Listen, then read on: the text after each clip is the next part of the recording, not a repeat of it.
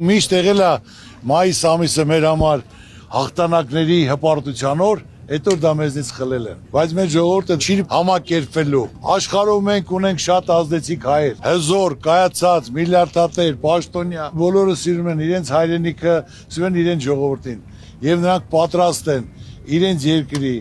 իրենց ժողովրդի համար մի բան անել։ Կայացած մարդը ունե որ մարդը միշտ կուզենա ձեռագիր թողի, միշտ կուզենա լավ բան անի, որ միշտ հիշվի։ Այս ժողովրդին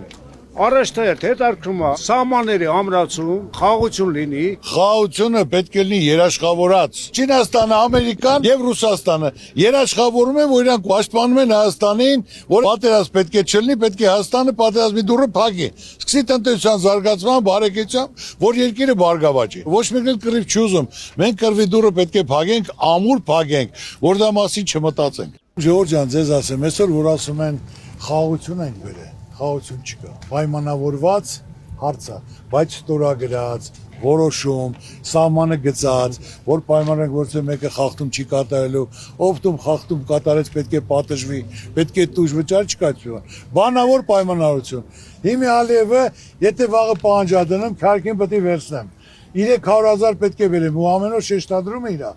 Արևմտյան Ադրբեջան։ Սևանը մերն է։ Եղբայր 300,000 ադրբեջանցի գաստեղ։ Ինչ են կանելու։ Մենք մեր հայրենակիցները չեն գնում իրանց բնականը, որ տունը ինքն է սարքե, կահավորա դուռը փակ, մենք իրավունք չունենք գնանք այնտեղ։ Դրել են, եկեղեցին մայր տաճարը քանդում են, ասում են սա արվեստի գործ է, սա մեր ժողովրդի կատարած գործն է, ասում են իրաց տարածքն ինչ ուզում են անեն։ Ախպեր Ստեփանակերտը մերն է եղել, մեր ժողովուրդն են ապրել, դարեդար սա գիտեն։ Այդ ոնց եղավ դա մերը չէր, բայց իրանք հիմա պետք է գան Սևանում, Երևանում 300,000 ադրբեջանցի պետք է գան բնակվեն, տները կառուցեն։ Այսօր իրանք գալիս են Հայաստան, Թալինով, Վարագացովով, որ էս մեր տունն է, բայց հենց թող փորձի մի հատ հայ գնա Բաքու,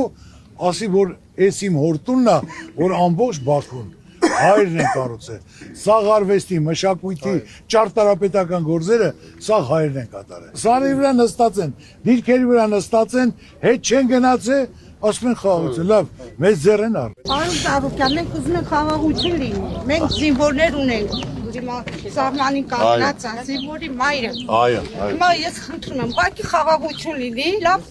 ղեկավար լինի։ 18 տարեկան երեխան իրավունք չունի սահմանի վրա կանգնելու։ 18 տարեկան երեխան անփորձ, այն նոր շիվա, նոր երեխեն զենք բռնել չի գիտի, պետք է սահմանի վրա կանգնեն միայն ու միայն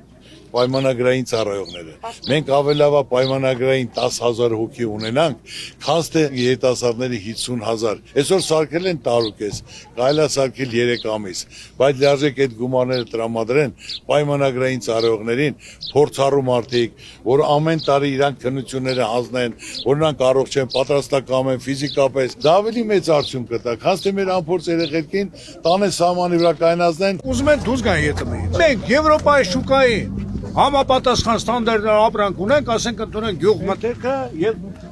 մեր ու ձեր արտադրածը։ Մի բան ասեմ եւ սահմանափակենք, Ժորժ ջան։ Վրաստանը քանի տարի առաջ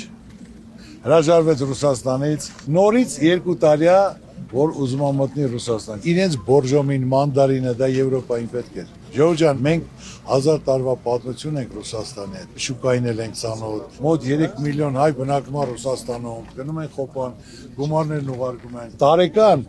3 միլիարդ դոլար, միայն ասենք ճիր, գինի, կոնյակ, որ ուղարկում են գումարը գալիս է։ Հետո որ խոսում են, անգամ հարցը բարձրացին, ասեց Եվրոպայում կվաճառեն։ Խնդրեմ, թող 10 մեքենա կազմակերպեն Եվրոպա տանեն, վաճառեն, ասեմ հալալա ձեզ։ Այսօր մենք պետք է նայենք, որը ձեռնատու է մեր ազգին, մեր երկրին, տնտեսությանը, նա պետք է անենք, ժողովուրդ։ Ես դեմ չեմ, Ռուսաստանը բացթողումներ ունի, ես չեմ ասում 100%, բայց դա երկկողմանի է, պետք է նստեն կլոր սեղանի շուրջ, հարցադրումը դնեն,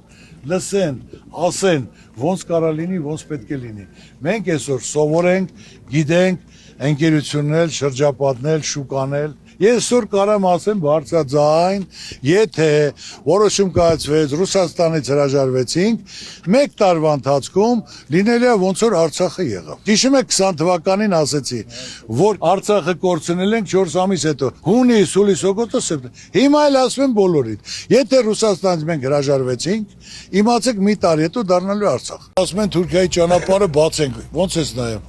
Ասում եմ շատ լավ եմ նայում, թող բացեն, բայց մենք պետք է ի վիճակի լինենք մրցակցության։ Եթե բացեն, մենք ոչ մի բան չունենք մրցելու։ Նրանք իրենց գյուղատնտեսությանը 70% դոտացիա են տալի։ Հյուրանոցներին 50% են տալի։ Մեզ մոտ հակառակը